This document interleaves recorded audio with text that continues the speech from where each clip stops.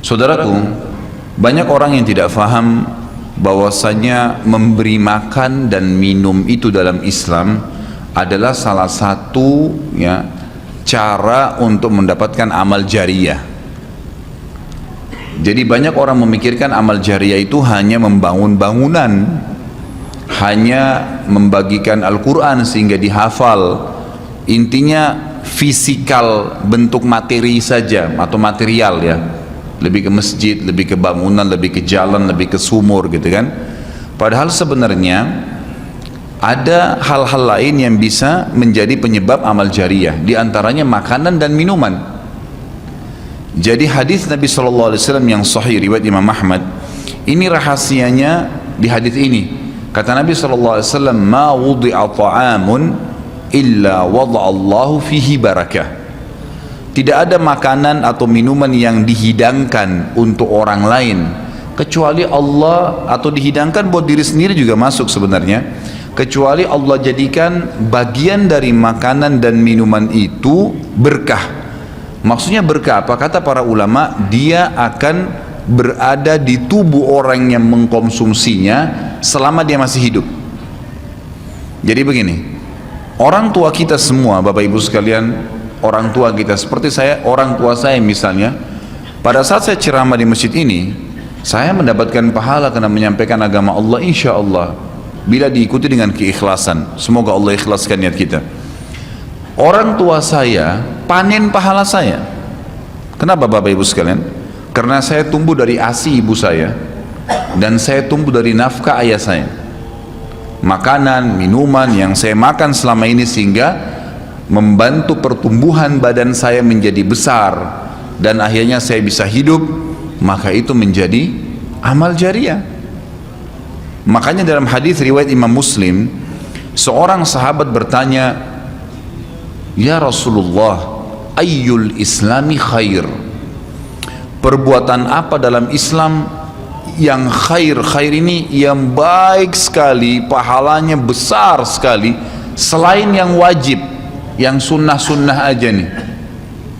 Nabi SAW tidak mengatakan perbanyaklah sholat sunnah. Kenapa? Sholat sunnah secara individual, puasa sunnah, zikir, ngaji, bukan. Karena orang ini mengatakan khair artinya yang banyak sekali pahalanya, banyak sekali manfaatnya, dan ringan, sunnah. Berarti orang lain bisa merasakan. Apa jawaban Nabi SAW? Tut'imut ta'am wa tusallimu ala man ta'rif wa man lam ta'rif. Engkau memberikan makan dan minum kepada orang yang kau kenal atau kau tidak kenal, memberi makan umumnya, dan engkau menyebarkan salam kepada orang muslim yang kau kenal atau kau tidak kenal. Tapi saksi bahasan kita potongan awal hadis ini, di mana Nabi SAW menjadikan amal yang paling baik, besar pahalanya dalam Islam ternyata memberi makan dan minum orang lain. Kok bisa?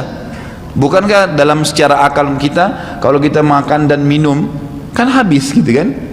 Ternyata yang dibuang oleh tubuh itu yang tidak dibutuhkan saja. Yang jadi, mohon maaf, air seni kita, air kencing dan buang air besar jadi tinja, itu yang tidak dibutuhkan oleh tubuh, tapi yang dibutuhkan diambil, diserat gitu kan? Dia akan menjadi bagian daripada otot-otot, urat-urat yang memang membutuhkan pembaharuan, atau bahkan menjadi bagian daripada darah di tubuh kita dan seterusnya.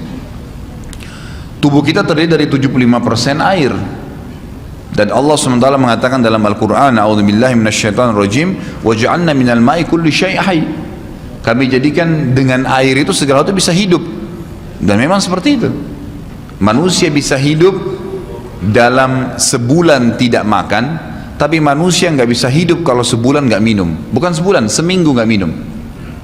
Makanya para sahabat, beberapa riwayat menyebutkan seperti Abi Dzar radhiyallahu anhu, beliau mengatakan waktu beliau datang ke Mekah untuk mencari tahu berita tentang Nabi SAW, saking khawatirnya kalau beliau mengaku mau cari Nabi, karena semua orang yang datang dari luar Mekah mencari Nabi Muhammad SAW waktu zaman di Mekah itu digebukin atau dipukul. Dia dari suku Ghifar, dia khawatir. Maka dia bilang, karena khawatir saya ditahu orang asing, saya juga kalau beli nanti retorika bahasa saya berbeda, maka saya minum air Zam-Zam. dan selama beberapa hari dia tinggal di Mekah itu 2 minggu cari Nabi SAW, 2 minggu minum Zamzam nggak makan apa-apa dan bisa gitu kan minum air. Beberapa sahabat juga dalam riwayat Bukhari menjelaskan mereka pernah tinggal di Mekah selama sebulan tidak minum kecuali air Zamzam, bisa hidup. Apalagi memang Zamzam punya kelebihan ya. Zamzam itu kata Nabi SAW adalah makanan dan minuman yang menyehatkan dan mengenyangkan. Tapi intinya air gitu kan, intinya air. Fungsi air banyak sekali kan gitu. Tadi kalau kita masuk makanan dan minuman dulu, memberikan makan dan minum dalam Islam ini sangat besar pahalanya, sebagaimana saya jelaskan, dan termasuk amal jariah. Di dalam Islam ada beberapa kegiatan yang kita disuruh untuk memberikan makan dan minum orang, seperti misalnya membuka puasakan orang lain dengan minum dan makan, dan dijanjikan pahala yang besar. Man fattara sha'iman kana lahu mithlu ajri sha'imin min ghairi an yanqus min ajri sha'imin syai'a. Siapa yang membuka puasakan orang lain, maka dia akan dapat pahala orang itu tanpa dikurangi sedikit pun dari pahala orang yang buka puasa tadi. Dan Umar bin Khattab radhiyallahu anhu pernah memanen pahalanya 1 kota Madinah di zaman khilafah beliau dengan air.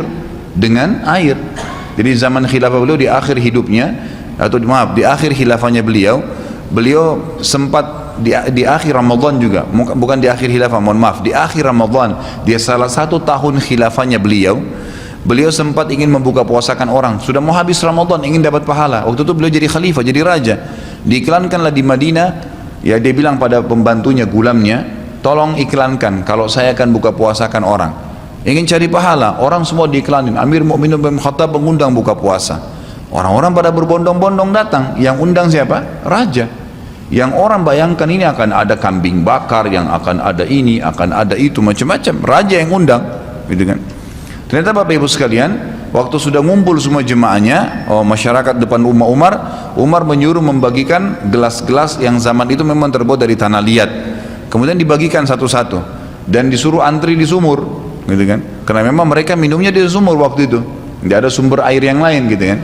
Mereka antri di sumur, lalu mereka ambil isi air masing-masing di sumur itu, antri kemudian sambil duduk. Setiap kali seseorang di antara mereka dituangkan air di gelasnya, mereka berkata, mungkin sebentar keluar kurmahnya, makanannya, dan seterusnya. Begitu terdengar azan, kata Umar kepada pembantunya, sampaikan kepada seluruh muslimin, silakan berbuka puasa dengan air yang ada di tangan mereka. Maka dia pun mengatakan, silakan buka puasa, dan selesai segelas air ini, maka selesai buka puasanya Amir Mu'minin, gitu. Orang akhirnya bubar, tapi pada saat itu orang faham Umar bin Khattab ingin mencari pahala orang, gitu kan, ingin mencari pahala saja. Dan ini sudah saya tekankan, kalau menjelang Ramadan, Anda juga bisa ikuti pengajian saya di YouTube, ada judulnya Dahsyatnya Ramadan. Salah satunya itu kalau tiba Ramadan, ikhwah, maka maksimalkan waktu membuka puasakan orang. Apa susahnya membeli sedus air, ya, air mineral, berapa harganya? 20.000, 30.000, 20.000 rupiah kalau nggak salah ya. Air mineral gelas isinya berapa? 40 sekian. Baik, kalau kita bagiin di masjid, satu orang minum 1 gelas, kita dapat 48 pahala orang buka puasa.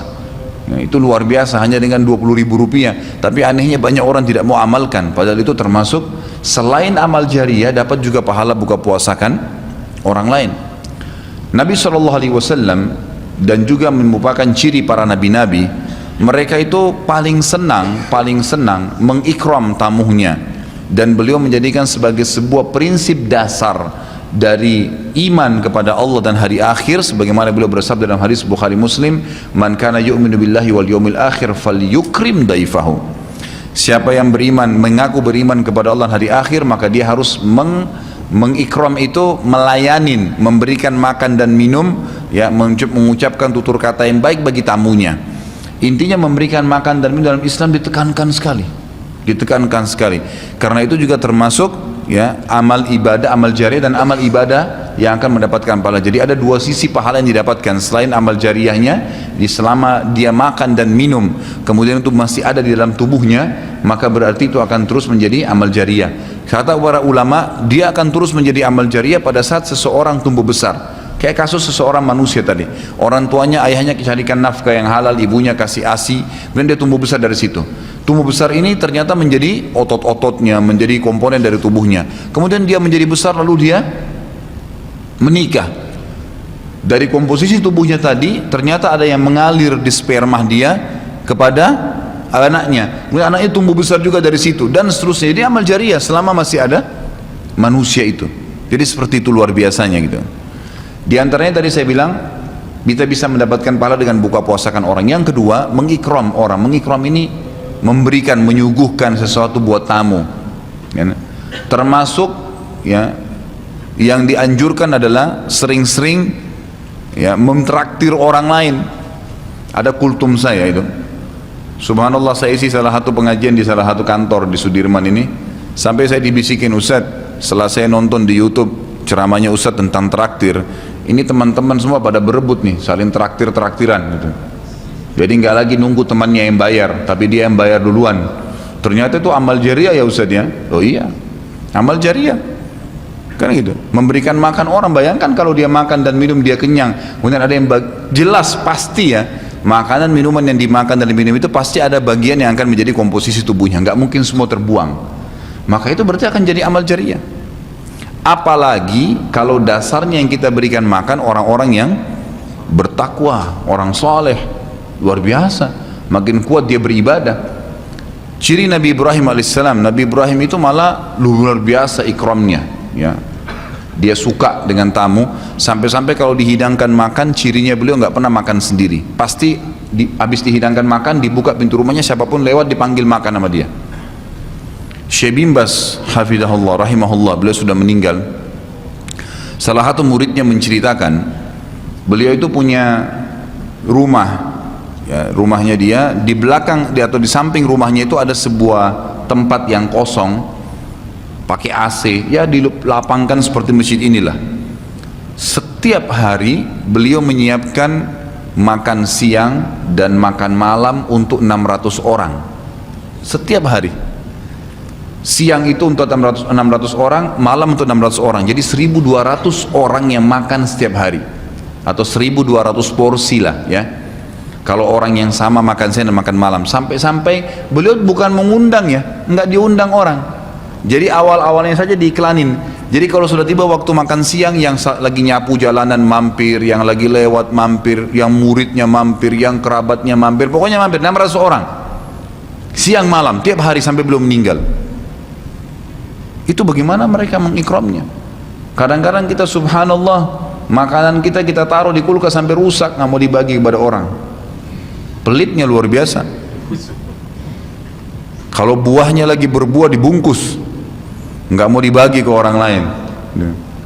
Padahal sebenarnya rahasia untuk menambah berkah sesuatu benda, rezeki kita, itu diinfakkan dulu.